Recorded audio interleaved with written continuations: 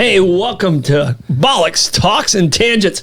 We got a great show. Hell of a show this evening. It's Thursday. It's 6:34. It's time to laugh and learn. Time to laugh and learn, ladies and gentlemen. Yes, indeed. And I got my great co-host here. Derek, introduce yourself. Act like they don't know who you are. Hello, everybody. I'm Derek Coughlin. I'm a co-host on Bollox Talks and Tangents. Yeah. Hey, what's funny is this week, like, a lot of people are like, usually I'm like the funny guy. I'm not the funny guy on this show. You're the Really? Yeah. Holy You're shit. the funny one. I'm the funny guy. Hey! Well, and people were like, I could listen to him talk all day. I was like, he's not even Irish. There's a lot of drunk people out there listening to this show. Clearly. Hey, and I appreciate it. Yes. Very much so. Yeah. Hit that share button and let's get it more people. It's laugh and learn, Yeah. and it's also thinking and drinking, ladies and Thinking gentlemen. and drinking. That's Cheers what to we do. that. Cheers to that. To a week All right. of more. Indeed. And I have one of our great sponsors, St. Augustine Distillery. So this is their, look how beautiful that That is bottle a beautiful bottle. So that is just a great bottle right there. And if you turn it around on this bottle, it's got the ice plant on the back right there. That's really nice. Yeah. Great design. Yeah.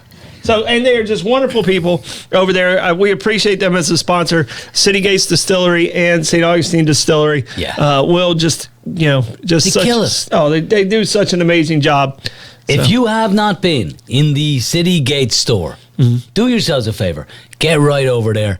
The store's incredible. It's not just the liquor, and the liquor is great. Yeah. But they've got T-shirts, they've got hats, they've got tasting. They're incredible sponsors, and they got an incredible product.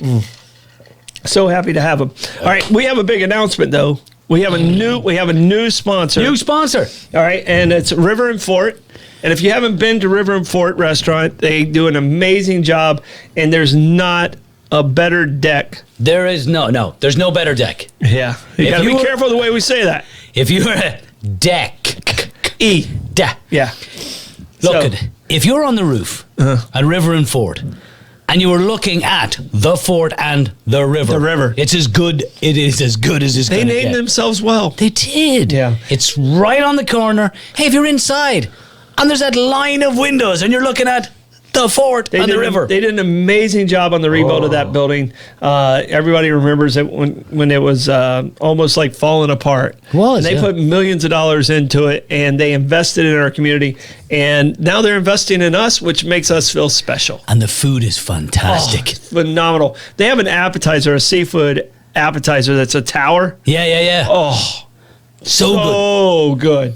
Yeah. So good. So good. No, we're delighted to have them aboard. And again, you got to get downtown. You got to check it out. It's phenomenal food. Look at the food sponsors we have. I know. All of them are completely different, and Yeah. they cover every aspect. I mean, how fortunate are we?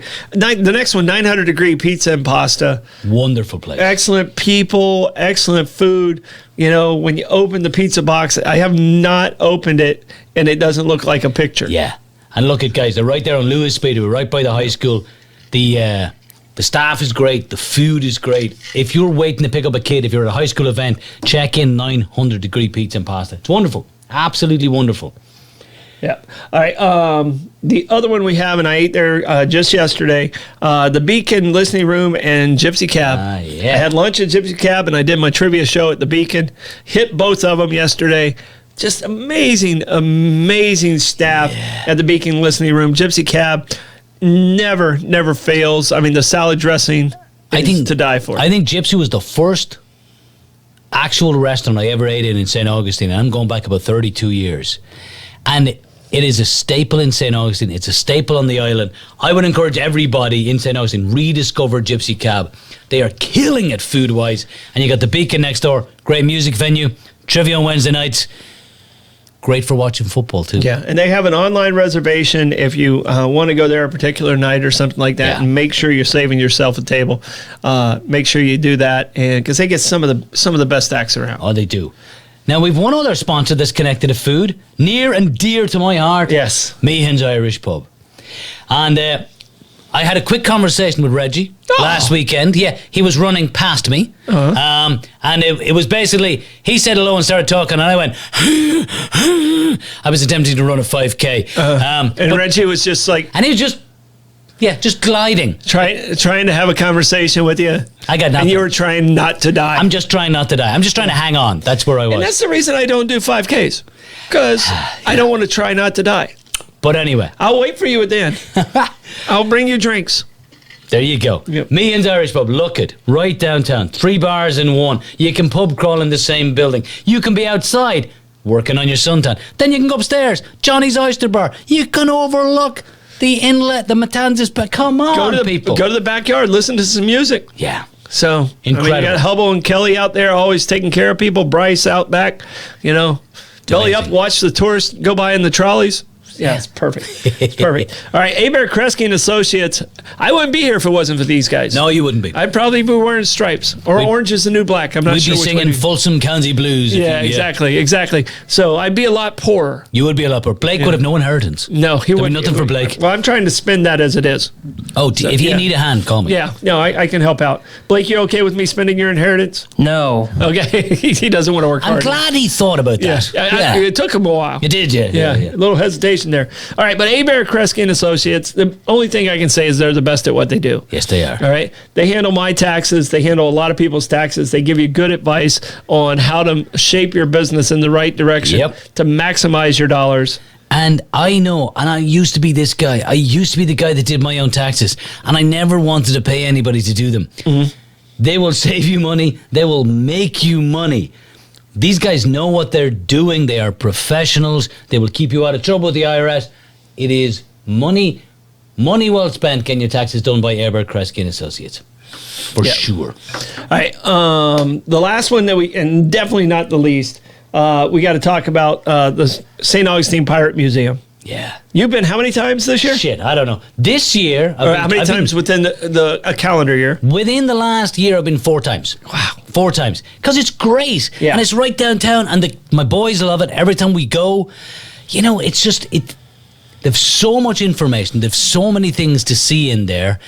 And, and they've done such a great job. Their ability to construct the place. You walk in, you can't believe how big it is. Because it doesn't seem that way. Yeah, because I remember it was like the Christmas shop or something at that time. Remember the old Indian sitting outside? Yeah, sitting with his cigar or something. So, no, I appreciate all our amazing sponsors and welcome aboard and partner River and Fort. Really appreciate you guys. Thanks, guys. And they're constantly rolling through the banners and stuff like that. Check them out, support them, because we wouldn't be here if it wasn't for them. Yeah, that is so. True. All right, let's go straight into word origins. All right, you want to go first? I'll go first. Go first. I'll go first. All right, I have. I'm going to do the one that I didn't think was as exciting. But we're still going to do this. But I didn't know where it came from. Going Dutch. Going Dutch. If we were on a date? Yeah, we would go Dutch. We would go Dutch. We would go Dutch. All right. And Dutch, actually, it's from the 17th century. And going Dutch comes from English people were, it was a derogatory thing to call people like, oh, you're just Dutch. Or you're just going Dutch. And it comes from a trade route and crossing borders. Okay. Where somehow the Dutch would come over and trade and then come back, and then they would split the profits on the other side. Okay. So originally it was English are insulting people, shocking. Have you ever heard of that? Did not see that one coming. No, I thought they were lovely. Yeah. Like they were lovely when they invaded half the fucking world. In the 1600s, in the 17th century, when they thought they were the world, is when this term came to be. And it was a derogatory term towards the Netherlands. Going Dutch. Yeah. And I obviously thought it was something to do with some kind of Euro sex thing, but no. No. Going Dutch. Yeah. All right. Fair enough. So I got one. My first one. This was actually inspired. I was watching a TV show the other night. Oh, on the telly. On the telly. Yeah. What do they call the television in Ireland? The telly. It is a telly. Okay. Yeah. All right. Or old school, the goggle box. The goggle box. Did your parents call it the goggle box? My dad used to call it the goggle box. Yeah. Fucking weirdo, right? Okay. Yeah. Riding shotgun. Oh, okay. This one I think I know. Right, we all understand, right? You're claiming the right to sit in the front, right? Yeah. Riding shotgun. This is from the Stagecoach days, It right? is from the Stagecoach, right? So I was watching the show The English the other night on Amazon, and I was watching that, and the guy's riding shotgun. But I did a little bit of a dive into it today. So obviously it's the guy who sat next to the driver with a shotgun, right? There is no actual evidence that such a thing existed. It comes from the movies. Yeah, came from like John Wayne stuff. Yes, it came from the movies when we were romanticizing the Old West. Why That's would what it you was. use a shotgun anyway? You only have really? two. You only got 2 shots. Yeah, Maybe 1 if it's a single shot. yeah. Like, it makes no sense, but Yeah. that's where it comes. But the shotgun always sounded better when you're pumping it, right? Well, no, they didn't have pump action at that point. Right. Well, you you had were side by taking it. side. Yeah, side by side. They had That's side by right. side, so it'd be a Yeah. Hold on. Let me get me gun. Yeah. yeah.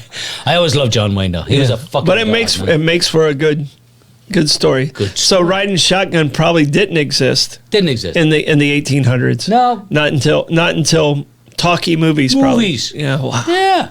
All right. Here's one that comes from a military background. All right. I thought it was a football background. I did too. When you told me you were doing this one, I was sure it was a football I background. thought it was a running back situation, the whole 9 yards. And Blake, who gave us these 2 that I did? Was it Jennifer? It was Jennifer. Yeah, Jennifer online gave me the 2 that she wanted us to do. Okay. So, and Bobby gave me one that I'm going to do next week. But the whole 9 yards, All right. I had no idea what it was about. And it's not a I football thought term. it has nothing to do with football. Okay. It is a World War II fighter pilots. All right. So when they were shooting their 50 calibers, All right. all right, a belt of 50 caliber ammunition was 27 feet. So he ran through the whole 9 yards. Wow. That means he used up all his ammo in the plane. 27 feet long. 27 50 feet. caliber. Yeah. Holy shit. The whole 9 yards. That's the whole 9 yards. Yeah, so even the 50 calibers that were on the tripods and stuff like that they used on the battlefield, Yeah. still it was the same. It was Same 27 thing. feet, but it came from the pilot started using this. Did you ever? Unload the whole 9, like the pilot's saying, unload the whole 9 yards. Yeah. And it was about, getting rid of those. You ever fired anything like that? 50 gun? I have. Yeah. I got to do this on Eglin Air Force Base in the mid 90s. Oh, wow. Spoiler alert. Things you can't do today. I used to have a fake military ID to go on to Probably not Eglin a Air good Force idea. Base. Yeah. Not a good idea. I used to play soccer with the Airborne Rangers soccer team. Okay. On Eglin Air Force Base. So they gave me a fake ID. Yeah. And Well, if they gave it to you, you're probably okay. probably, right? Yeah. But yeah, I also got involved in shooting some stuff and got to shoot a 50 cal off the back of I couldn't even tell you what vehicle it was, but just like basically watch what this can do. Off a Humvee, or was it? I don't know what it was. Did you see my Jeep out there? I did. Yeah, that's a World War II guy. No, it's is actually from '65, but it looks fantastic. It looks like a Yeah, yeah. that was really cool. Okay, so my other one was to butter somebody up. Butter Right? them up. To butter them up, to flatter them, to ingratiate yourself with someone, right? So I came across 2 different explanations. One of them makes sense. The other one makes absolutely no sense, but it's brilliant. So the one that makes sense is, what you did if your kid got his head stuck in something. You know the way kids will stick their heads in between railings, or there was once a kid who stuck his head into the mouth of the Jaguar outside the Jag Stadium. Yeah, and the tooth caught his head. Yeah. I taught that kid years later. Did you? He's now a doctor. Oh. Alex Wilkinson, if you're looking, you're welcome, Dr. Wilkinson. But to butter somebody up, you literally buttered up the side of their head or buttered up the parts, and then you were able to pull them out. Makes sense. Yeah. But the better version, and I don't know if it's true, and I don't care if it's true or not. In ancient India, Okay. people used to throw balls of butter at statues of gods in order to seek favors. I don't care if it's I'm true. going with that one. I don't care if it's true. I just want to see people throwing balls of butter at statues. Is that where a butterball turkey comes from? Sure, absolutely. Heard it here first. No, that's clearly the one you want to go with. Yeah, it's way fucking better. All right, Yeah. where do you want to start? All right, I think we got to start with presidential scandals. There's so many there. Yeah. I mean, I think we just got to start with those and work our way through. We literally could have done every single president. Every single president. Yeah. There is no doubt. Every single president. There might be one or two exceptions, but I don't really see All right. How? I want to give a quick shout to Menorcan Mike's. I was on Mike Davis's show. Thank you for my jelly, my spice, and my salsa. That they gave me. Menorcan Mike's. Check them out. They'll be at the amphitheater on Saturday. Very cool. Great. They got great products. Local guys. Known them for a long, long time and really appreciate them. Mad cool stuff. Dado pepper. Yeah. All right. So my first one. Okay. And I'm kind of letting you go from where we're going. I'm kind of feed off you, because you obviously do more research than I do. My first one is Thomas Jefferson. Thomas Jefferson, and we have the same scandal on this one. We do, yeah. He had a scandal with his wife had passed. He was a widower, and he took a lover. He did take a lover in Paris. In Paris, he took a lover. In Paris, yes. She happened to be a servant. Well, servant is an interesting word. She happened to be a slave. Yes. She was a slave, and they had 6 children together. They had 6 children together. DNA proved this to be true. Yeah. And her name was Hemings. Sally Hemings. Sally Hemings. And they were together for 30 years. She was black. She was 15 when she first got pregnant. Okay. So Jefferson brought her to Paris as sort of a maid/servant to help him raise his 2 daughters because his wife was dead. Concubine. Yeah. And in 1802, the story broke. And the Jefferson presidency just basically ignored it. Yeah. And there was stuff in newspapers and people in Congress called him out and he just fucking never addressed it. He never talked about it. Never talked about it, never said anything. And here's the thing. Yeah, she was a slave. They had 6 children. DNA evidence, like you said, 1998, then they checked it again in 2000, again in 2005. The Washington Post, New York Times wrote a whole series of articles on her. He never freed her. Mm-hmm. His daughter, in the months after Jefferson died in 1826, something like that. It would have been on the 50th. It would have been on the 50th, so it had to be in 26. Yeah, 26. Because him and Adams, John Adams, died on the 50th anniversary of signing the Declaration. Yeah. So within a couple of months of that, his daughter freed her. But some of the articles I read about it was that she was a slave. Mm-hmm. Therefore, she had no legal right to tell him no. Mm-hmm. And so looking at it from and again, difficult to look at it through our perspective, but, was it sexual assault? Was it rape? Was it love? Was it love? Yeah. Right? And that's the thing. He was a widower, but she was 15 when she first got pregnant. And he brought her back to Monticello. She had the first baby at 16. Yeah. Right? And he never spoke about it, never said a word about it. But Thomas Jefferson fathered 6 illegitimate children with his black female slave, Sally Hemings, never freed her. And he always said he didn't free her.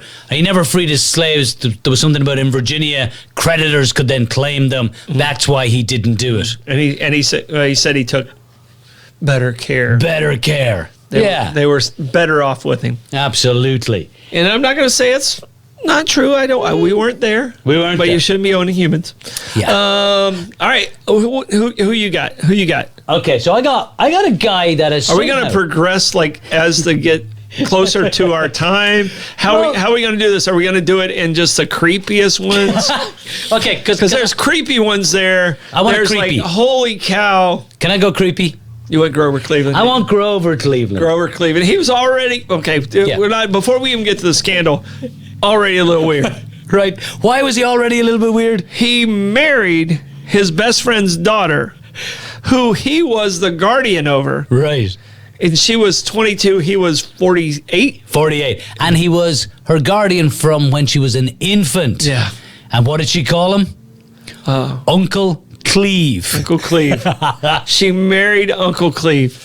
Okay, but that's not even the scandal. I can't believe how much I'm talking about Grover Cleveland. She was a great first lady. She was a great first lady. Clear, great first lady. Her name was it Frances Folsom, right? Okay. After, and Folsom was a friend's last name. That's important. So, Grover Cleveland, when he was first running for president, the 1884 presidential race, right? I think it was 82, wasn't it? Grover Cleveland, who was known as Grover the Good because he had an unimpeachable reputation. How? All right? Just don't know, right? He had shut down all kinds of political shenanigans. He had cleaned up Tammany Hall. He went after people who were doing, selling influence for business favors. Yeah. Grover the Good was his nickname. And he was running against a fellow by the name of James Blaine. Okay. And James Blaine was from Maine. And Blaine had all Blaine kinds from of... Maine. Blaine from Maine, yeah. Okay. Blaine had all kinds of scandal attached to his name. And he really didn't have much of a chance against Grover. This is the first election. First election. Yeah. Because Grover lost and then won again. Yeah. Okay. So James Blaine was had a scandal called the Mulligan Letters, where he had sold influence because he was in Congress to business leaders, and this had followed him all his career. So a story broke that Grover the Good, Uncle Cleve, had in fact fathered a child out of wedlock with a widow called Maria Halpin. And when he was first running for president, this child was almost 10 years old. Now, Grover Cleveland claimed that he was just one of many men who had slept with her. He was a bachelor. He did the gentlemanly thing. He stepped up and looked after the kid, right? And the kid, Because he is Grover the Good. Grover the Good, right? Yeah, yeah. Now, the kid was named Oscar Folsom Cleveland. Oscar Folsom was his best friend and father of the woman he would eventually marry. Yes. Right? So, the suspicion that he named the kid Oscar Folsom Cleveland suggests that he might have been the He father. might have been involved. Right? Yeah. But It's his best friend's name. this is the best part. There was an affidavit given by Maria Halpin that the sex was not consensual. That Grover had gone on a date with her. Oh, I didn't read that part. And, oh yeah, and there's a couple of books and a couple of newspaper articles on this. And Grover had invited her back to his boarding house, or gone to her boarding house, forced himself on her, and there's a signed affidavit by her that says, "By use of force and without my consent." Now, when the kid was born, Grover had her committed to an asylum, a lunatic asylum. Grover the Good. Grover the Good. The kid was put into an orphanage, but he took care of it, right? Oscar. Democratic spin doctors countered with a whole aggressive smear campaign. She was a slut, she was a drunk, she slept with loads of people. Grover was the gentleman who stepped up For the kid. for the kid. The Republicans chanting slogan to attack Grover: "Ma, Ma, where's my pa?"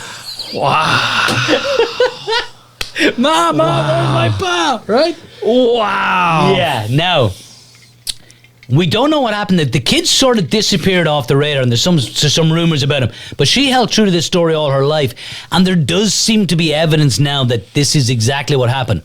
But one of the spin doctors at the time claimed that, you can't hold him responsible. He was a young man at the time. He was 38 at the time. But this was Grover the Good. He was 18 years older than his wife when he married her. Wow. Right. Yeah. All right. So I had no idea that it wasn't consensual. I always thought it was. All right. So everyone talks about doing favors Yeah. in DC. Yeah. All right. The first real one that comes out is our sixth president, Okay. John Quincy Adams. John Quincy Adams, all right. So John Quincy Adams doesn't get the popular vote. That's right. Andrew Jackson doesn't get enough electorals to win. Okay. So there's three people in this race. There's not enough electoral. This is the very first time the U.S. has decided to use popular vote to control the electoral. Okay. Failed miserably. Okay, it failed miserably because they ended up with not enough electorals. It didn't work. So John Quincy Adams, who was in the House of Representatives, goes to the head of the House of Representatives to get favor because that's who's going to decide That's who's going to pick the president. who's going to be president. All right, so he goes to the president of the House and, talks to him, who's probably been a longtime friend of his because they've been in the House together. Yeah. Andrew Jackson, war hero, just probably the biggest badass president we've ever had. Yeah. All right. Mean. But he was out politicked. Yeah. And Quincy went to the head, and guess who became the Secretary of State?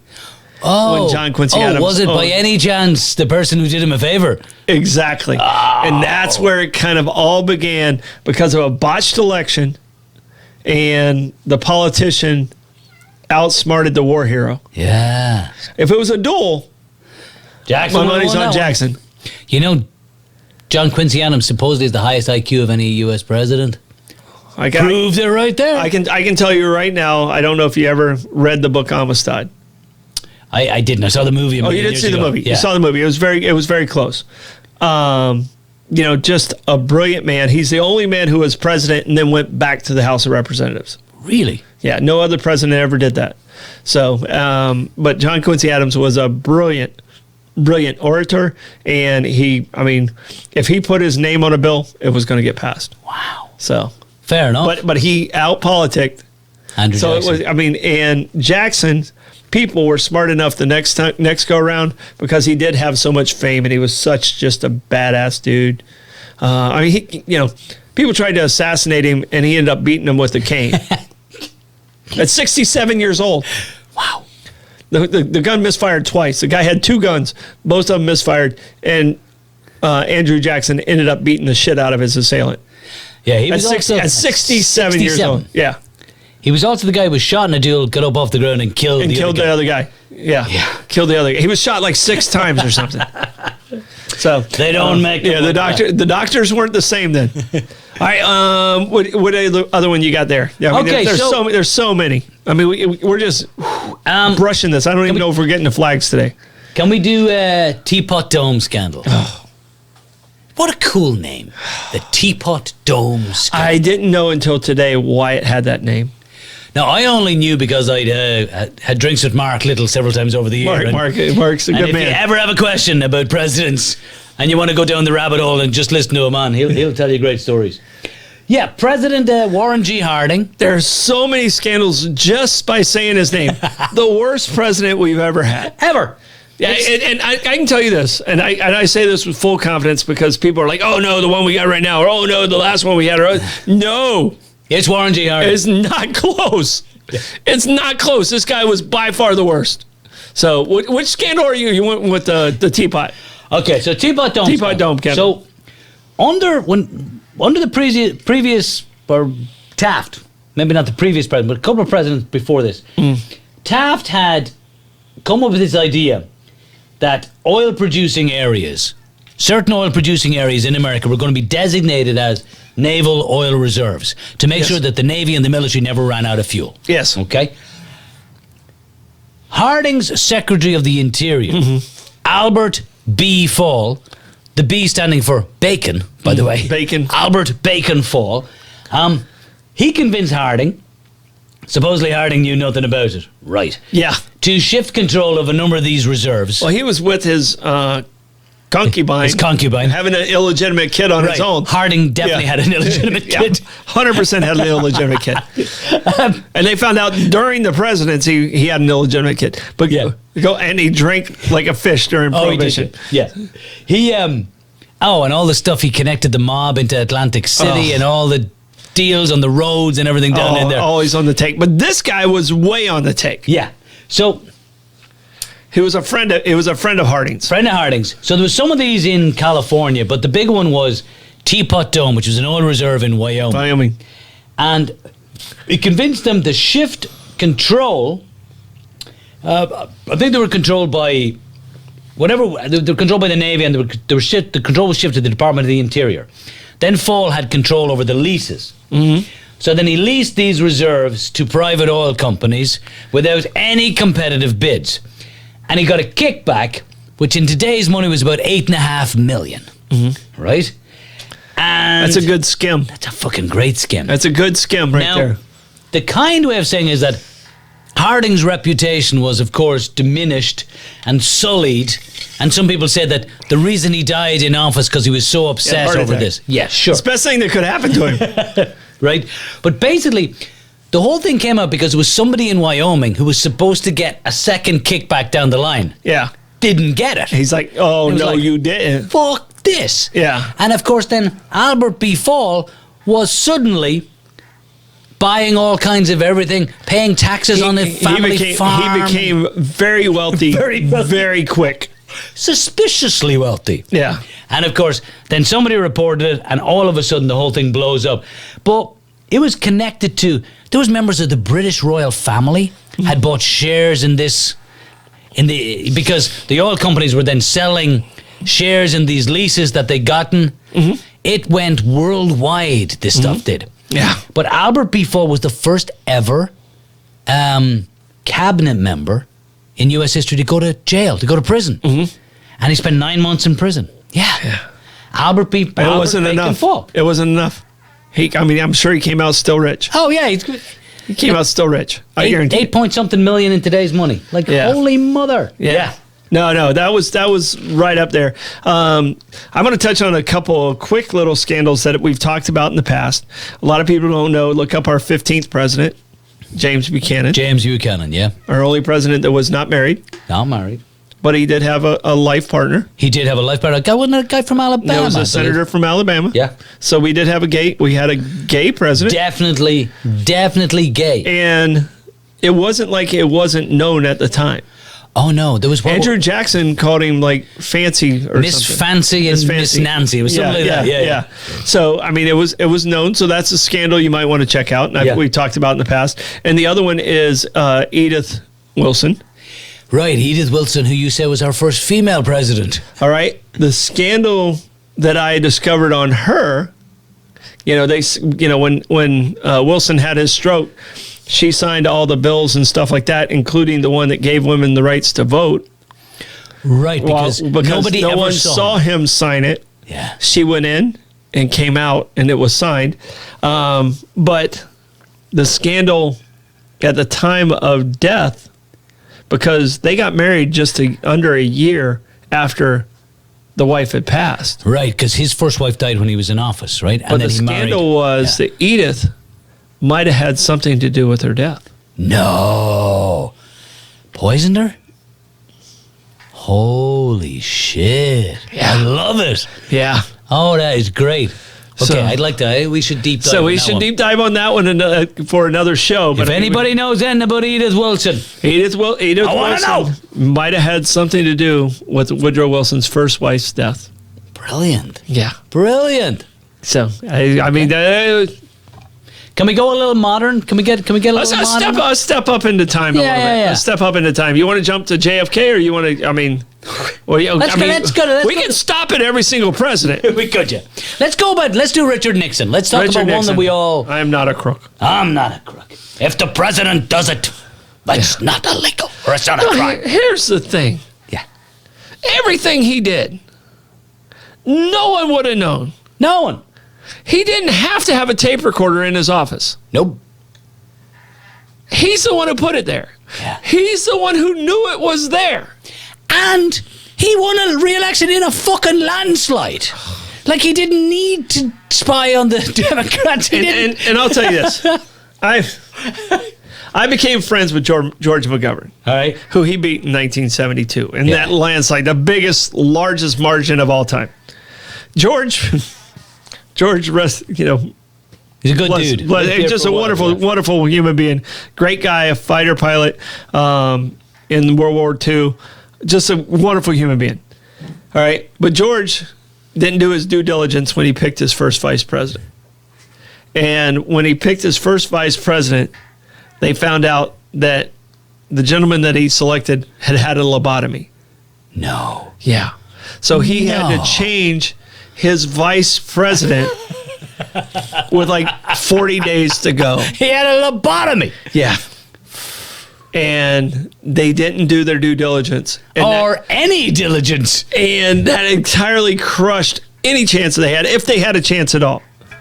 But George would always make a statement, if Watergate happened 6 months earlier, I'd have won. I might have been president. Yeah. And weed would have been legal. Oh, yeah, there you go. Right, so the water, it's called Watergate because of the Watergate Hotel. Yeah. Right? And every scandal ever since Watergate fucking has the name Gate jacked onto the end of it. Well, yesterday was We have to stop doing that. No. Yesterday was the anniversary of Nipplegate. Nipplegate, of course, in Jacksonville. Yeah. No, Janet Jackson. Right, but that happened in Jacksonville. No, it wasn't in Jacksonville. Yes, it was. Was it? It was in Houston. It was in Houston. No. It was in Houston. No. All right, No, here, Philly. No, here. So the Super Bowl 39 was Paul McCartney. Yeah. Paul McCartney was here. You sure? Yeah. Nipplegate wasn't in Jacksonville. No, it was not in Jacksonville. Justin Timberlake and Janet Jackson. No, it was not. You It was certain? not. Yes. I didn't know what it was, but I knew it was not in Jacksonville.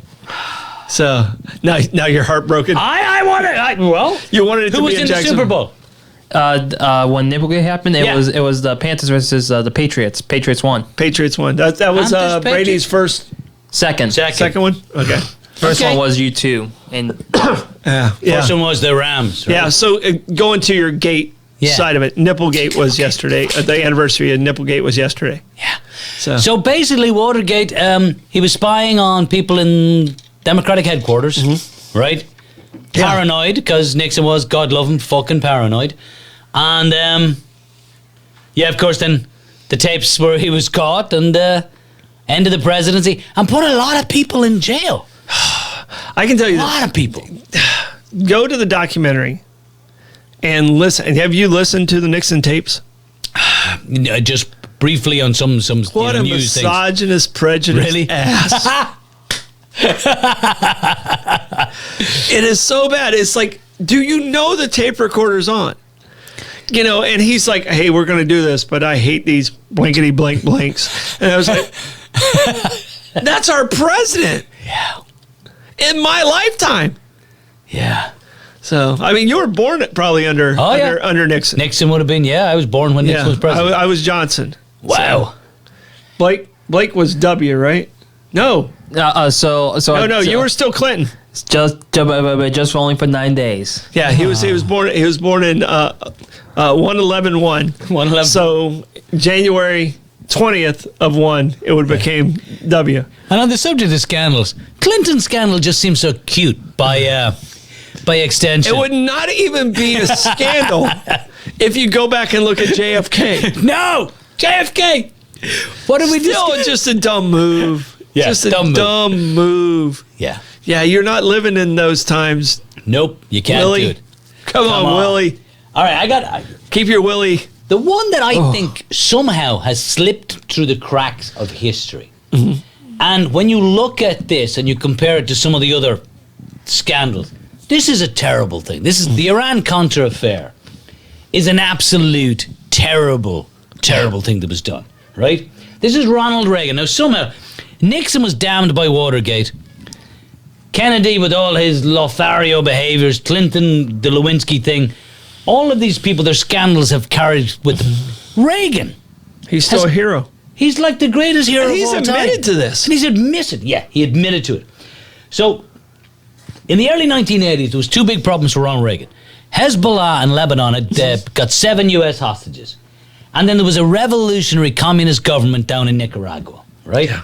The plan to solve the problem, killing two birds with one stone, Yes. was to sell arms to Iran, and then the Iranians would use that to filter it. bribe, to filter Yeah. over to Hezbollah, and then release the hostages. And then they would funnel the profits from the arms sales to provide military support for the for Contra Contras, rebels, yeah. who were anti-communist in Nicaragua. Fucking foolproof, right? Yeah. Completely and absolutely illegal. First of all, there was a U.S. trade embargo with Iran, going back to the whole Yeah, Iranian revolution. you weren't even allowed to do what they were doing with Iran, which is the first step of the illegal Yeah. trifecta that's happening.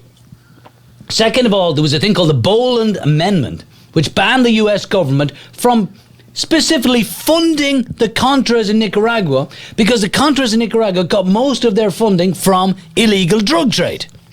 There was literally a law on the books that said you can't give these fuckers anything. When the- And Reagan, I believe Reagan signed that. Yes, he did. When the news broke, Reagan, on television, denied negotiating with terrorists because he'd previously sworn that he would never do Never such do a it. thing. He's the one who made that statement. The U.S. will never negotiate with Right. terrorists. Later, in a second TV interview, he admitted that he did, negotiate with terrorists. Then it was It discovered was for the good of the country. good of the country. Yeah. National Security Council Lieutenant Colonel Ollie North, He admitted to diverting these funds to the Contras. There was congressional hearings.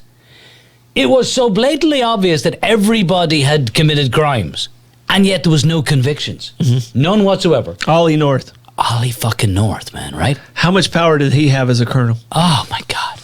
Like, and I just remember him, like, I remember him testifying, and I'm like, I cannot believe this thing. Yeah, but I mean, just this guy, he was a sharp dude who had more power than his rank should have given him. Oh, yeah.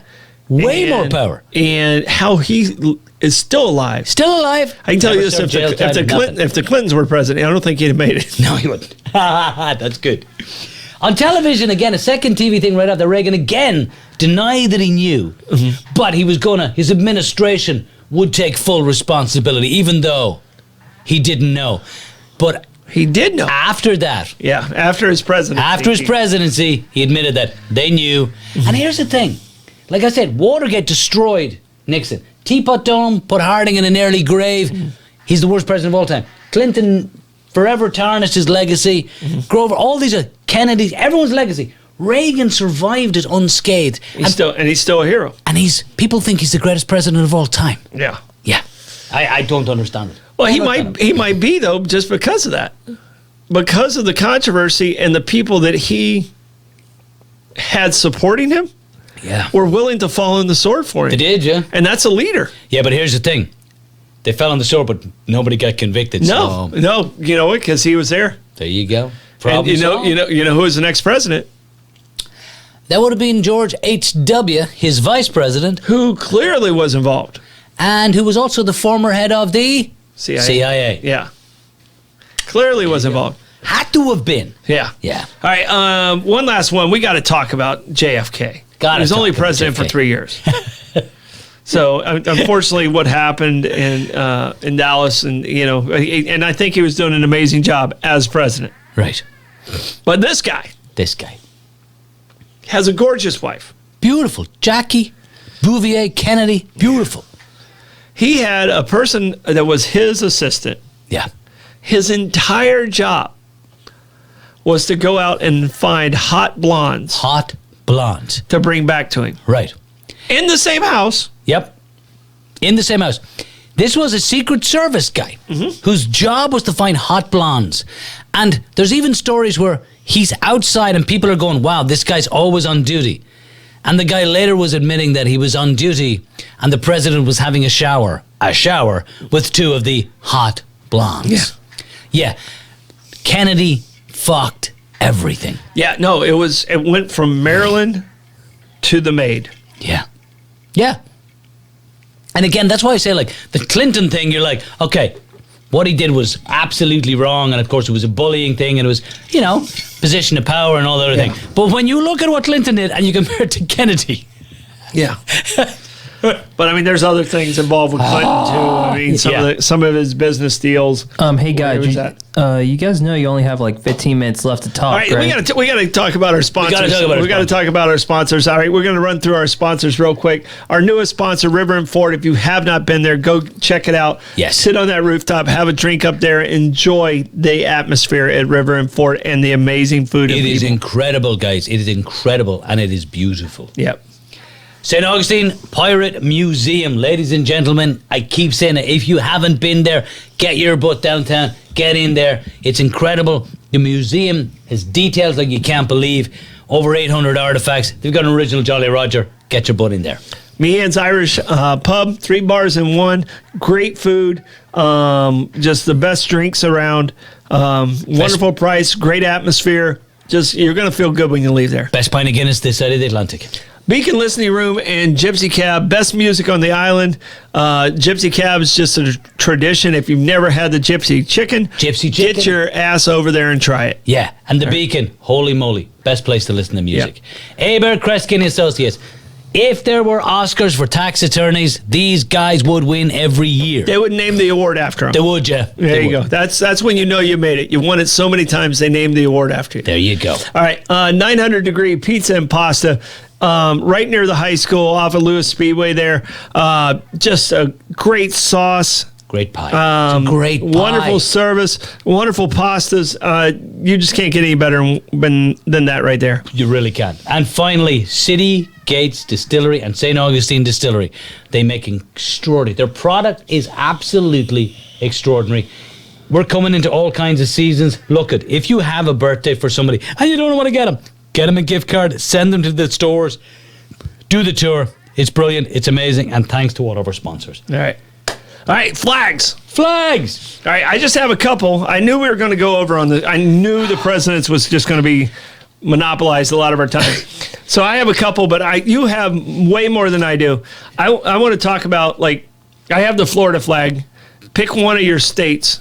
Okay, from a state, I'm going to talk about Maryland. Maryland. Yeah. Okay. Okay, so the Maryland flag, such a cool flag, by the way. The cool red and white and the yellow and black colors, like Maryland flag is really, really vivid, fantastic to look at. It goes back to it's the heraldic banner of George Calvert, who was Lord Baltimore. Mm-hmm.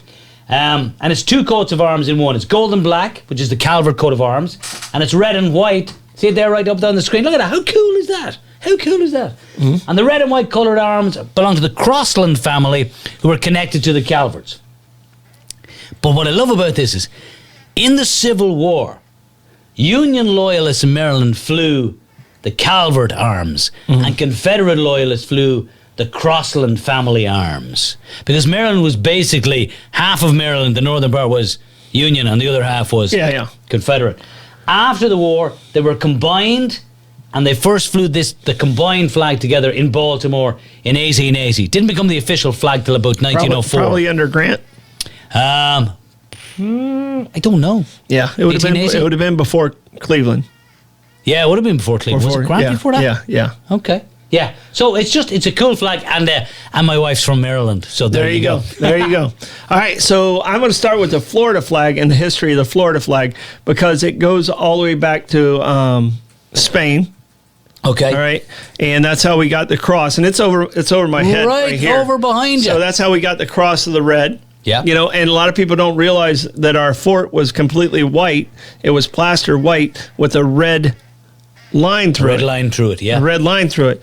And it went through a lot of different variations of it. I think Blake's trying to get through with the Florida, the one I sent you, Blake, the link I sent you. But the flag that we have behind us has changed, and the biggest change is the way the sun comes through. Yeah? That changed in like 1985. Really? So that recently? Yes, that recently. But there's a lot of different variations in the flag, and I think Blake's bringing them up right now. You know, and Blake, if you would go back a little bit, like, sorry, I'm challenging Blake a little bit. Go back a little bit on the first one. So we became a state in 1845. 1845, yeah. All right. So the flag that we have at that point looks completely different than the flag we have today. So, and if we can find, did you find it? Is this it? No. What the hell is that? That is not it. So let's search up like original Florida flag, and that. No, that's why I told you to stick to the link I sent you. Okay, that looks like the American flag superimposed on the Iraqi flag. Whatever.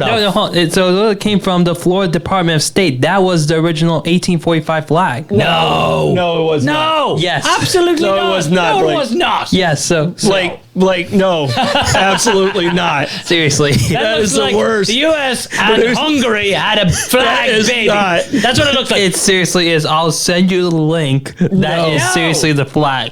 That is. I sent you shit crazy. No, it's not. Yeah. Absolutely not. Okay, here you go. I don't know if we'll be able to see it. All right. Oh, goodness gracious. All right. So in 1861, it took on the Confederate flag, which is my next one. All right. And here, I don't know if we can zoom in close enough, but this is what it actually looked like. That's what the Confederate flag looked like? That's what 1861 Florida flag. Florida flag looked like. That is vastly different than what... Okay, that matched that. But the first Florida flag looked like this. Okay. It resembled the It's U.S. stripes and star. All right, resembled the U.S. I don't know if there was any part of that in there. and then it went to this, and there was mountains in the back. Mountains in the back. All right, There's not a lot of mountains in Florida. no mountains anymore. No. But that flag was around for 80 years. Really? Yeah, With mountains? with mountains in the back. And they Aw. said, "Oh, we're blaming it on Tallahassee," but no, that's not it. So There you go. the Florida flag has clearly not what Blake put up. That's my favorite flag right there. I'm gonna get what Blake had up. Yeah, on well, display. we want one of those flags hanging out front. I'm going to change the one behind me. All right, what's your next one? I don't know. You want to go stay in the States? Or you want to go somewhere outside? I want to go outside. Go with your the most States. interesting one. 'Cause Okay. we only have like 10 minutes left. So I found this flag, and it's batshit crazy. It's a flag of Mozambique, which is a country in East Africa, east, sort of close to South Africa on the east coast, and on the Mozambique flag, it features a book, a hoe, Hoe, not what you're thinking, right? And an AK-47. And it's the only flag in the world that has an AK-47 on it. It's got a book, an AK, and a hoe. There it is. He's got it up. Yeah, the virtual building blocks of any nation. Education, agriculture, and fucking guns. Yeah. Wow. Now the rest of the flag, you've got the black part of the flag, which is for Africa. The white part of the flag is peace. You got red for the struggle for independence. Yellow is for the minerals of the country. Teal is for the riches of the land. But my favorite part is that bit that flies closest to the pole. It's got a book, an AK-47, and a hoe. And I went and I read on the Mozambique fucking website, and it's like, these are the building blocks of a nation. Wow. Education, agriculture, and I guess military. and military. Yeah, AK-47. Wow. So I know Mozambique. Who the hell, does anybody know where it is? If there's any Mozambikians out there, just get back to me about the flag, please. Yeah, so I felt we had to talk about that. Yeah. Mozambique. Mozambique. All right. I had to do this flag when we talked about flags. Okay. And it's probably the one, as a guy who loves history, that makes me the most angry. All right. All right. And that is the Confederate flag. The Confederate flag, yeah. Yeah. All right. Fair enough. Because a lot of people don't realize there was multiple flags during the Confederacy. It was only a country for like 5 years.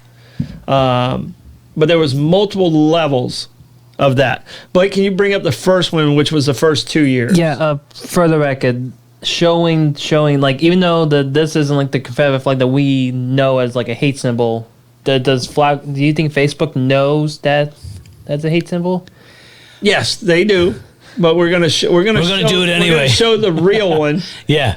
And then we're gonna talk about like how it became What it's become. the symbol of hate. Right. All right. And that is the Confederate flag that was the Confederate flag for 2.5 years. All right, so it looks nothing like what you think of as a Confederate flag. So most of it looks like the Austrian flag with the red, the white, and the red, and then off to the left, the part closest to the pole, you got the blue with the 1, 2, 3, 4, 5, 6, 7 stars. I guess those are the seceded states. Yeah. All right. So that one lasted for 2 years. That one lasted for 2 years. All right. And then they couldn't really get everything together. So, like, you have the next one. This is the closest version of how that hate flag came to be. And the hate flag that I'm talking about is what most people think is the Confederate flag. And that flag became popular, the hate flag. And we don't need to show that one, Blake. Yeah. I don't even want to show it. I think everybody can visualize what it is. That flag became popular after A Birth of a Nation. Which was the movie, right? Yeah. Which is early 20th century. Okay. Is that 1916 or 1918? 1915. So Okay. that flag was a battle flag from like Virginia or something, one of those other states. And in that movie, they showed that flag. But so many people watched that movie they associated that with the Confederate flag. Wow. And it was never the flag of the Confederacy. Wow. Okay, I did not know that. Yeah. And then so there was another one during the civil rights stuff. There was somebody else who threw it out there that used that flag also. A politician used it in his favor and used that flag. And it wasn't Wallace, but it was one of those guys. One of those other corrupt politicians. But yeah, the Birth of a Nation kind of created that appearance of that being the Confederate, but it was never the Confederate flag. Yeah. Wow. Okay.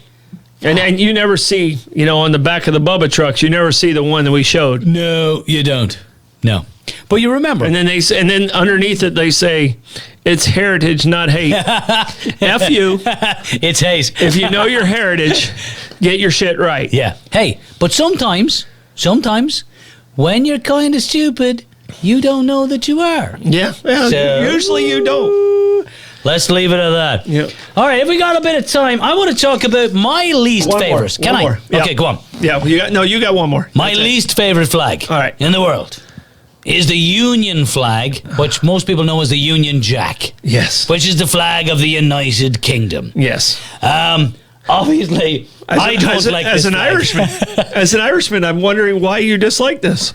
So the Union Jack is a flag that's made up of the flags of England and Wales, Scotland, and Ireland.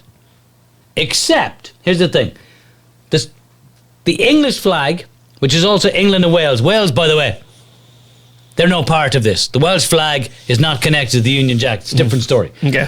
But the English flag is the St. George Cross, which is a red cross on a white background. The Scottish, the cross saltire or saltire of St. Andrew, which is an X, right? It's a dark blue background with the white X. There you go. That's the flag of St. Andrew right there behind, right? And then you got the cross saltire, the red X of St. Patrick. But here's one reason why I fucking hate this, right? That cross saltire of St. Patrick was never used in Ireland. Mm-hmm. It's an Anglo-Irish order of St. Patrick. It's a British chivalric order that was given its charter in 1783 by the hateable King George III. And King George is like, the Irish will never know. Right. And it's associated with the Geraldine or the Fitzgerald dynasty, who are Anglo-Irish Protestant family in Ireland, related to the Normans. Nothing to do with Ireland. So when people go, well, it's the flag of the Union, which the British put together in 1801. We didn't want to be part of that Union in the first place. Yeah. So that's it right there. Well, Derek, let me ask you this. So look back at the photo here. What's missing? The cross, the red cross. Yeah. The Irish saltire is missing right there. So that's how it should be. And the reason that the Welsh flag is not on there is because Wales was never officially recognised as an independent kingdom or entity by the British. Mm-hmm. Therefore, they don't even get part of the... They don't get a part of it. No, Scotland, Ireland... Yes. My origin is originally... Blevins is a Welsh name. Yeah. So. And the Welsh is one of the only 3 flags in the world that has a dragon on it. Of course it does. Yeah. Kind of badass flag with a dragon. I mean, if you don't have a dragon... Does it really count? No. Does it even matter? No. All right. But there's so many different flag stories out there. There's only one state that has just a pennant instead of a rectangle. Yeah. Ohio. Yeah. If anybody knows why Ohio has why a is it pennant, just a pennant? I didn't look it up. You said you had Ohio. And I was excited about it. I couldn't find why it's a pennant. And I don't know why it's a pennant. I do know one silly part of it. Mm-hmm. The first time the Ohio flag as a pennant was flown was in Buffalo, New York, at the Pan American Exposition on the day that President McKinley was assassinated at that exposition. And President McKinley was from Ohio. Wow. How about that? Yeah. There it is. That's it right there. That's the pennant. Yeah. So we don't know why it's at, but I mean, that's the only state that has that shape. Yeah. Of a flag. But I mean, there's so many different flags out there. Just even like doing the state of Florida. Yeah. I mean, my favorite out of the state of Florida is the Conch Republic. The Conch Republic, yeah. Yeah, they tried to succeed from the Union, which is Key West. They did not succeed.